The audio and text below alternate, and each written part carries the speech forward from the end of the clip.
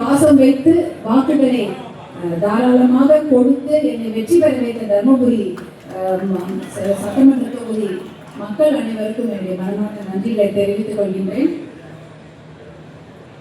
எப்பவுமே இதுதான் நான் முதல்ல கலந்து கொள்கின்ற நம்முடைய பாட்டாளி மக்கள் கட்சி கூட்டம். எனக்கு அந்த அங்கீகாரத்தை வழங்கிய உங்கள் அனைவருக்கும் நன்றி. கீழேயும் உட்கார முடியாது, மேடையிலையும் உட்கார முடியாது, வெளியில தான் பார்ப்பேன் நான். இன்னைக்கு அந்த அங்கீகாரத்தை தந்த உங்கள் அனைவருக்கும் நம்முடைய அன்பு தலைவர் அவர்களுக்கும் மனமான நன்றியை தெரிவித்துக் கொள்கிறேன். சட்டமன்றத்தில் உட்கார்ந்ததற்கு எல்லாருக்கும் நன்றி தெரிவித்தேன். இங்கே வந்து நம்முடைய கட்சி கூட்டங்களில் கலந்து கொள்வதற்கும் அதற்கும் அந்த வாய்ப்பை வழங்கிய உங்கள் அனைவருக்கும் நன்றி. இன்னைக்கு தான் நான் தேர்தலில் பார்க்குறோம், நம்மளை பற்றி பேசுகிறாங்க மீடியாவில்.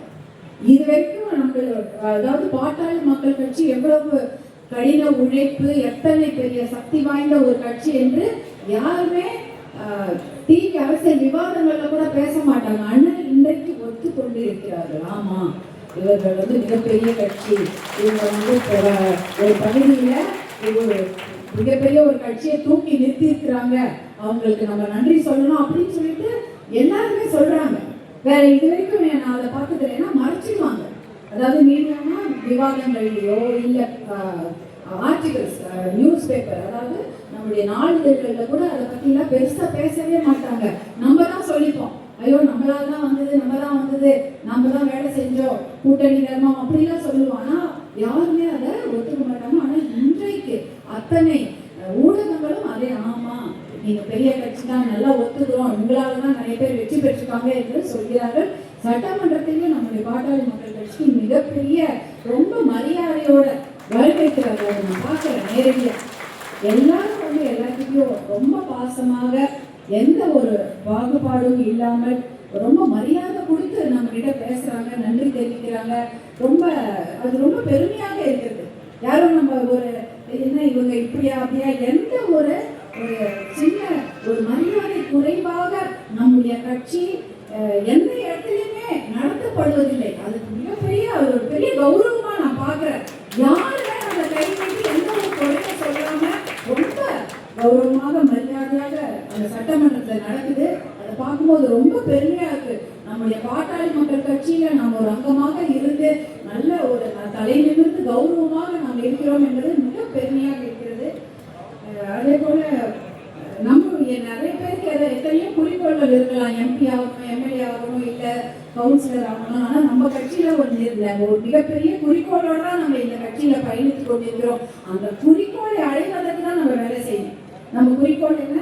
நமக்கு நம்ம உரிமையை பெற வேண்டும், நம் தலைமுறை எல்லாரும் நல்லா இருக்கணும் அப்படின்றதான் நம்முடைய தமிழ் சமுதாயத்துக்கு நல்ல தலை நிமிர்ந்து ஒரு கௌரவமான வாழ்க்கையை கொடுக்க வேண்டும் என்பதற்காக நம்ம பாட்டாளி மக்கள் கட்சி நம்ம இத்தனை வருஷமாக எத்தனையோ தடைகளை தாண்டி நாம் நடந்து கொண்டிருக்கின்றோம்.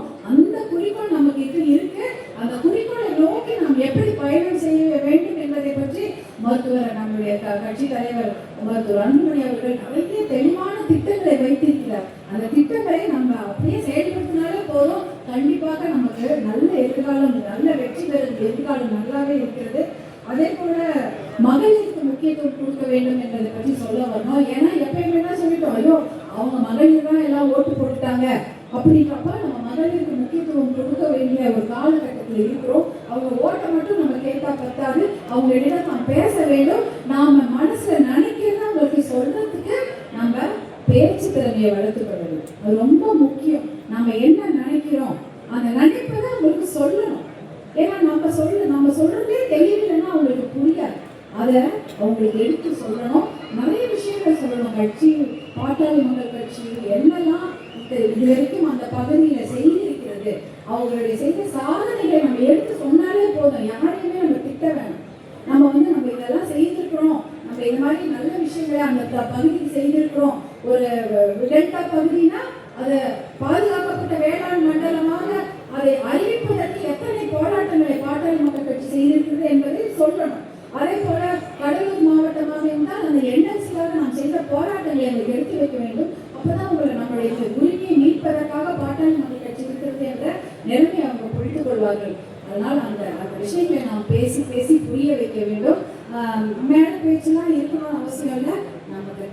நம்ம நினைக்கிறத நம்ம செய்த நல்லதை கொண்டு போய் சேர்த்தாலே போதும். ஏன்னா என்கிட்ட வந்து சொல்றவங்க ஏதாவது சொல்றாங்க, இது நீங்களா கொண்டு வந்தீங்க 108 ஆம்புலன்ஸ் அப்படின்வாங்க. ஏன்னா அதை பத்தி நான் வெளியில சொல்லவே இல்லை.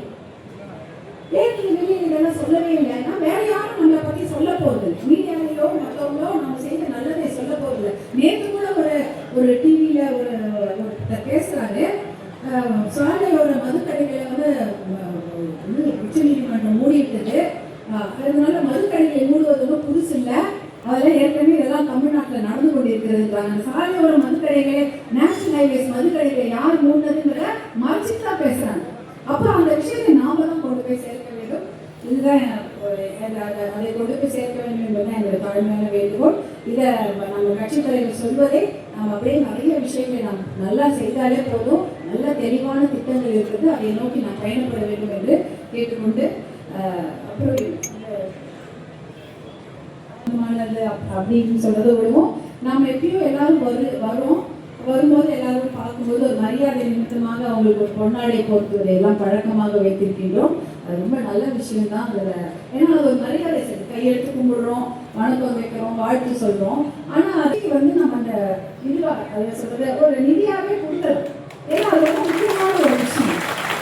ஏன்னா அந்த சாதனை நம்ம போட்டுமோ எப்படியா போயிடாது, அது எந்த அளவுக்கு அதை நம்ம உபயோகப்படுத்துறோம், என்ன மாதிரி விஷயங்கள் என்ன சொல்றாங்கன்னா, இனி யாரும் தயவு செய்து ஷால் போடாது. அதுக்கு பதிலாக ஒரு 50 ரூபாய் நம்ம கட்சி பார்கோடு இருக்கிறதுல அதை ஒரு 50 ரூபாய் போட்டு கட்சிக்குள்ள நீங்க அதில் நிதியை போட்டு ஷால் வாங்குறது 50 ரூபாய், 100 ரூபாய், சில பேர் 200 ரூபாய், 1000 ரூபாய் வாங்குறீங்க. அந்த பணத்தை வீணாக்காது. அது யார் பண்ணணும்னாலும் சரி, அந்த ஷால் என்ன பண்ண போறாங்க. அதுக்கு பதிலாக ஒரு 50 ரூபாய் நம்ம கட்சிகளுடைய பார்கோடில் நீங்கள் போட்டு அதில் ஒரு ஸ்னாப் ஷாட் எடுங்க. அது எப்படி கையில் காமிச்சா உங்க கூட நான் சேர்ந்து அது ரொம்ப முக்கியம்.